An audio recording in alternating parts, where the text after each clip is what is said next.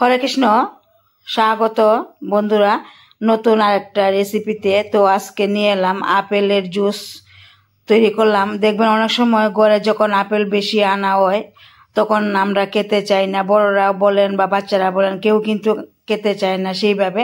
তখন যদি আমরা এইভাবে মায়েরা আপেলের জুস বানিয়ে দিই তখন দেখবেন ছোট বড় সবাই খেয়ে নেবে একদমই। তো আমি কিভাবে তৈরি করলাম অবশ্যই পুরো ভিডিওটা দেখবেন। আর এই আপেলের জুসটা এত অসাধারণ হলো কি বলবো। তো দেখুন এখানে আমাদের ঘরে অনেকগুলো আপেল আনা হয়েছিল, তার থেকে করলাম। তো আপেলগুলি আমি এইভাবে কেটে নিলাম। তো এবার একটা মিক্সি জারে নিতে হবে। আর এদিকে নিলাম খেজুর আর কয়েকটা কাজু বাদাম, তো দিয়ে দিলাম একসঙ্গে। এবার দিয়ে দিলাম পরিমাণ মতো চিনি। আর নিলাম টক দই, এখানে আমি 1 বাটি টক দই নিলাম, দিয়ে দিলাম। আর দিলাম সামান্য পরিমাণে লবণ। তো এবার দিয়ে দিলাম লেবুর রস, খুব ভালোভাবে চিপে লেবুর রস দিয়ে দিলাম।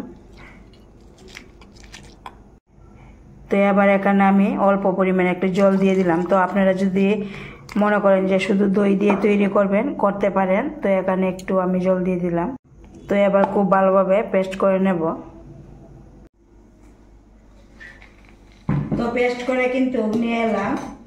দেখুন মিশ্রণটা আমি ঠিক এই রকমের রাখলাম। তো আপনারা চাইলে আর একটু পাতলাও করতে পারেন বা ঘনও করতে পারেন।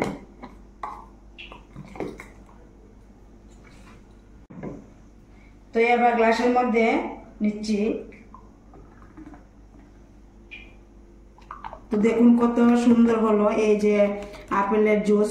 এইভাবে যদি ঘরের মধ্যে আপেল থাকে, খেতে কেউ চায় না, আপনারা অবশ্যই একবার এইভাবে আপেলের জুস বানিয়ে দেবেন। তো এবার আমি কয়েকটা এই কাঠবাদাম নিলাম, উপর দিয়ে একটু ছড়িয়ে দেব দেখা সৌন্দর্যের জন্য।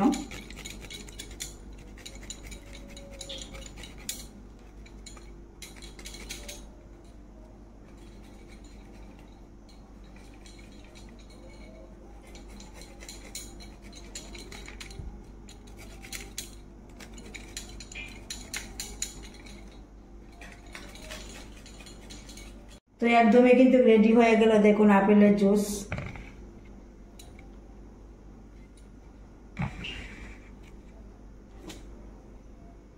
তো এবার আমি একটু খেয়ে দেখছি কিরকম হলো।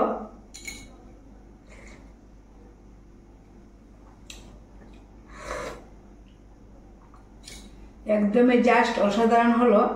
তো আপনারা অবশ্যই একবার এইরকম গরমের মধ্যে আপেলের জুস বানিয়ে খেয়ে দেখবেন, খুবই ভালো লাগবে। তো আমার এই ভিডিওটা যদি ভালো লাগে অবশ্যই একটা লাইক দিবেন, শেয়ার করবেন।